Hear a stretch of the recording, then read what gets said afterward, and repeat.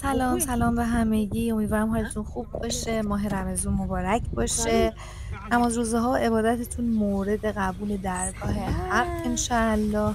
امیدوارم یه ماه پر از برکت و سلامتی و شادی و حال خوب باشه و همه آرزوهاتون برآورده بشه. یه تصمیم جدید گرفتم. تصمیم گرفتم از این به بعد فارسی صحبت کنم، عربی زیرنویس کنم. چرا؟ چون اینجوری هم سرعت کارم بیشتر میشه، همین که کمتر غلط غلط میگم، اعصاب شما رو خراب میکنم. به هر حال من عربی خیلی زیاد بلد نیستم، ولی خب کلمه‌های مشترک زیاد داریم. اینجوری شما که زبون خانواده ابو ناصر رو متوجه میشید، زیرنویس هم میخونید. از اونور مخاطبای فارسی زبان هم میتونن از محتویات کانال استفاده بکنن. بنابراین از این به بعد من فارسی صحبت میکنم، عربی زیرنویس میکنم. خود خانواده ابو ناصر هم که دارن عربی صحبت میکنن. خب اول اینکه بگم ممنونم از حمایتاتون، ممنونم از لایک و شیر و سابسکرایباتون و مرسی که هوای منو دارید. من به خاطر شماها این کار دارم ادامه میدم و مطمئن باشید که هر چقدر بیشتر حمایتم بکنید من ویدیوهای بهتری میسازم. پس منو به دوستاتون معرفی کنید و کانالمو سابسکرایب کنید، چون قراره در آینده ویدیوهای جذاب‌تری براتون بسازم. خب امروز جمعه است و مثل همیشه رضا، من صبح رفتم ملاسانی، یعنی من از اهواز صبح میرم ملاسانی و از ملاسانی میایم سمت رام هرمز. دقیقا نمیدونم اینجا تو جاده رام هرمز میشه، یه روستاییه که نزدیک قیزانی است در اهواز. و سر راه خرید کردم و خود رضا هم هر سری که میاد یه مقدار چیز میاره. به هر حال همه با همدیگه مشارکت میکنیم تا بتونیم ویدیوهای خوبی بسازیم. امروز رضا قرار شده که برامون مرغ با سس درست بکنه و طرز تهیه‌اش هم اینه که فلفل دلمه‌ای و هویج و فکر میکنم سیب زمینی و پیاز و البته سیب زمینی احتمالاً توی این غذا نریخت. حالا بریم جلوتر، من یادم نمیاد دقیقاً ببینم ریخته یا نریخته. اینا رو همه رو خورد میکنه نگینی، اول میشوره بعد خوردشون میکنه نگینی، یعنی کاملا شبیه مربع ریز ریز میکنه و بعد اونا رو توی آب مرغ با رو گوجه تفتشون میده. اینو رو یادم رفت بهتون بگم، توی این قسمت رضا دختر بزرگش و نوه هاشو قراره ملاقات بکنه.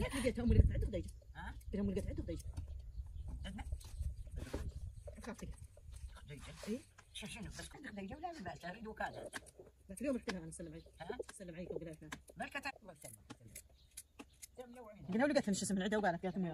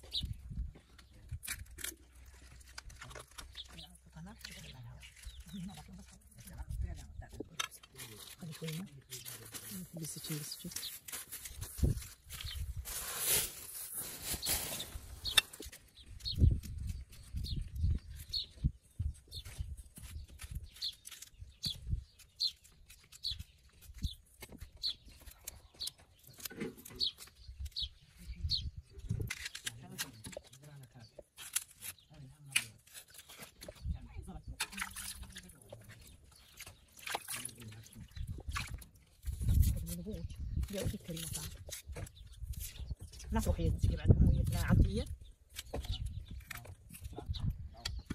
يدرون كلهم خلي يبغى يدرون خلي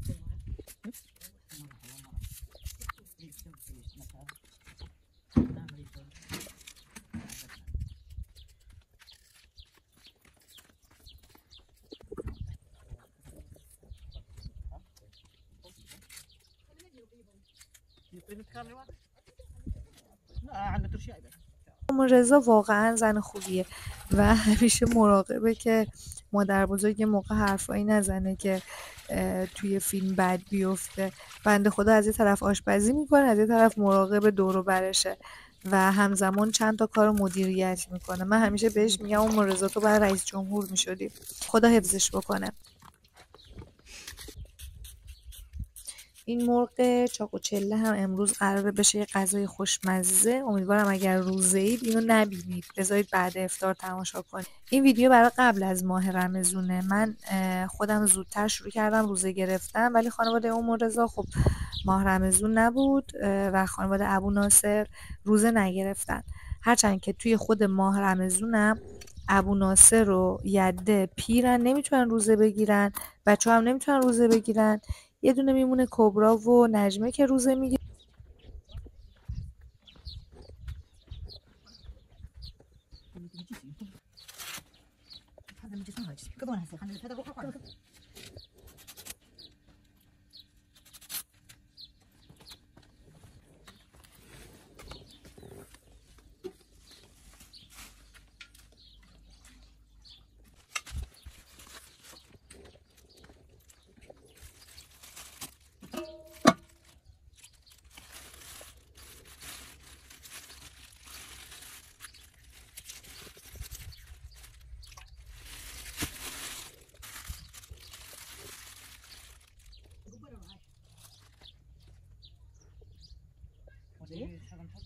اینجا منصور و زنش اومدن که میشه دختر بزرگ ام رضا. البته چون راضی نبودن من از خود دخترش فیلم نگرفتم، ولی فوق‌العاده دختر خیلی خوبیه و قیافتا خیلی شبیه به سوسنه. خب ام رضا سبزیجاتو خورد کرد، الان داره مرغو خورد میکنه که بشوره و دیگه دست به کارشه برای درست کردن ناهار خوشمزه ظهر جمعه. اون ظرفی که میبینید توش فلفل دلمه‌ای و هویج و پیاز خورد شده و اینم مرغی که قراره توی سس پخته بشه. کبرا واقعا شخصیت مورد علاقه منه، من خیلی دوستش دارم. واقعا باید به کبرا دقت بکنید، یعنی در عین حالی که به نظر میاد قرقروه، دلش واقعا مهربونه. یعنی من انقدر دوستش دارم که بعضی وقتا که نمیرم دلم برای کبرا خیلی تنگ میشه. خب اینم دختر ام رضا و اینم نوه‌هاش، 2 تا نوه کوچولو به اسم نوال و ماهور اسم پسرشه. رضا که عاشق بچه است، اینم که بچه خواهرشه. اصلا اون روز کیفش کوک بود. این ماهوره، نوه کوچیک ام رضا، پسره. خیلی بامزه است، خدا حفظش کنه ماشاءالله. هیام اون روز یه ذره حسودی کرد، یعنی هیام شروع به نوال و ماهور یکم حسادت کردن، چون که اینا بعد از مدت ها بود می اومدن، همه خیلی بهشون توجه می کردن. اون دوتا یه ذره حسود شدن. اینجا کبرا به دختر ام رضا گفت از پشت سرم رد بشه که توی فیلم نیفته. اینم همون چاقوی خطرناکی که من به شدت ازش میترسم. و اینکه بعد از شستن مرغا بریم برای پختنشون. اینجا هم یده میخواست چون هوا خوب بود جا رو به پهن بکنه توی حیاط، اما کبرا بهش گفت که تو بندازه، چون که من توی حیاط داشتم فیلم برداری میکردم و اونا میخواستن صحبت کنن و توی فیلم نیفتن و اینا، ترجیح دادن که تو بشینن. خب برام کامنت کنید، بهم بگید ببینم چجوریه، فارسی حرف زدنم رو دوست دارید ندارید. واقعا بهتره که من فارسی صحبت کنم، عربی زیرنویس کنم، به خاطر اینکه اومده بودید کامنت گذاشته بودید که من اصلا نمیفهمم تو عربی چی داری میگی. بعضیا گفته بودن خوبه، بعضیا گفته بودن خوب نیست. دیگه من ترجیح دادم که عربی زیرنویس بکنم، تازه اونم مطمئن نیستم که درست و غلطش چجوریه. به هر حال امیدوارم که شما این محتواها رو دوست داشته باشید، تماشا کنید و انرژی خوب برای من بفرستید.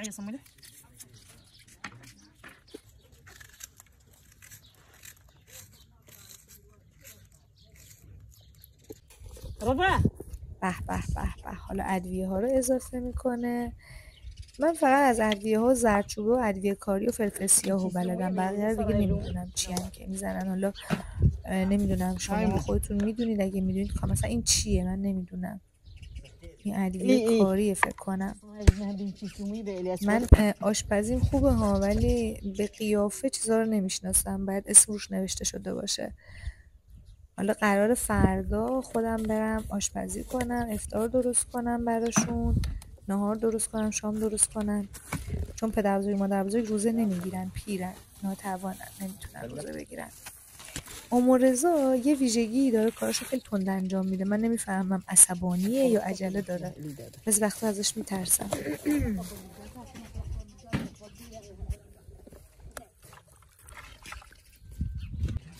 مرغا رو توی آب ادویه و پیاز گذاشت تا بوی گندشون یه ذره گرفته بشه، بعد الان میذاره روی آتیش تا آب پز بشه.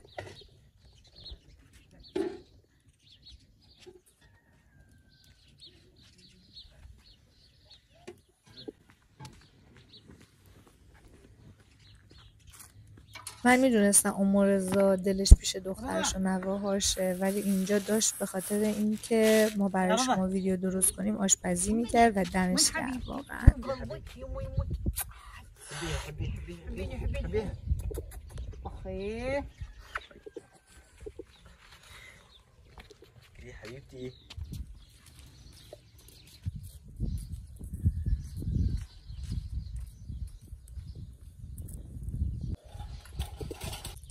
از وقتی که من از خانواده ابو ناصر ویدیو میسازم و توی حیاط آشپزی میکنن، اصلا آشپزی کردن تو آشپزخونه رو دوست ندارم. همیشه خودم دلم میخواد اینجا آشپزی کنم توی هوای آزاد. الان هم هوا خوبه، خنکه، همه چی عالیه، ولی مجبورم فیلم برداری کنم. حالا فردا قراره که نجمه و کبرا مشترکاً از من فیلم بگیرن، من آشپزی بکنم، ولی نمیدونم که چطور بشه فیلمشون. به خوبی فیلمایی که من میگیرم میشه یا نمیشه. خب پیاز رو با روغن روی آتیش سرخ میکنه و صبر میکنه تا کاراملی بشه، یعنی رنگ پیاز شبیه کارامل بشه. بعدش فکر کنم رب گوجه رو بهش اضافه میکنه و پیاز رو سرخ میکنه و بعد بهش آب اضافه میکنه تا شبیه سس بشه.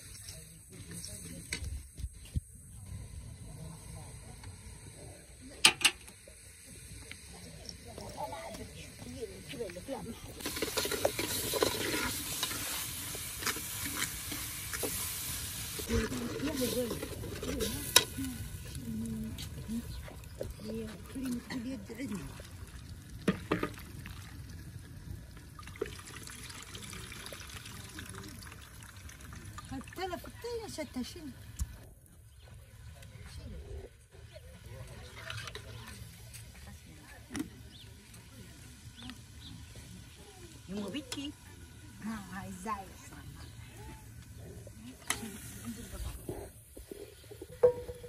وين بيتي نواعد تعال هات هات تعال هات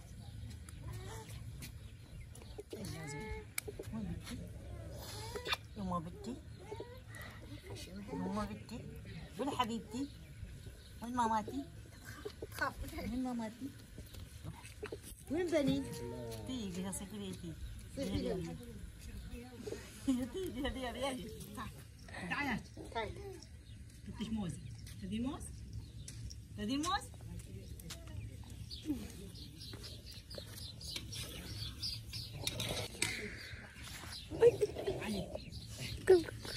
هم بعيدين تعي بني تعي يا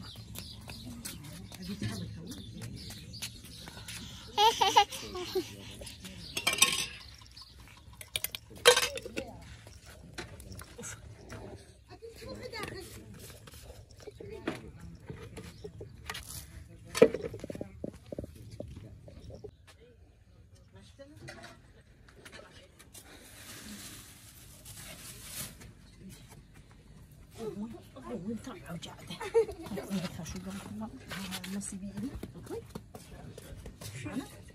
لا هي ما طلعت لا هاي هي شو لا لا قلت لها قالت ناحية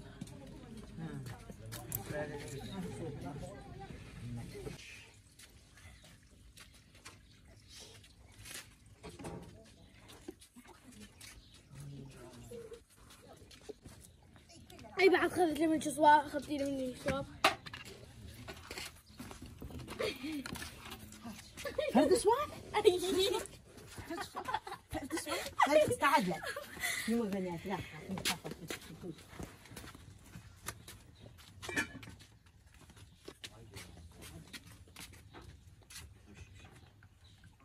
تعال نوال نوال تعال تعال تعال تعال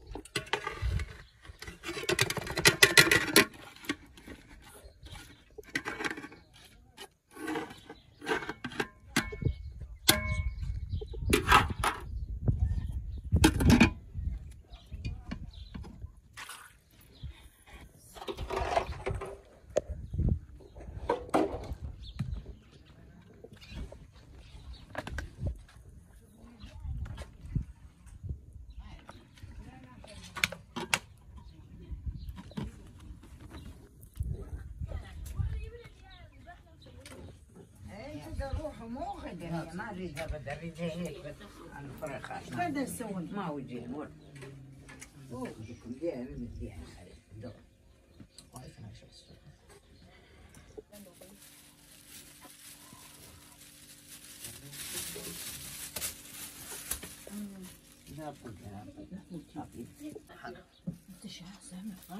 خب ادامه ویدیو رو توی قسمت بعدی براتون میذارم. لایک، کامنت، شیر یادتون نره. سابسکرایب کنید و به هم بگید که نظرتون در مورد این قسمت چی بود. شاي كل شيء تعال مجددا ماه رمضان مبارک و دعاهاتون قبول حق. فعلا خداحافظ.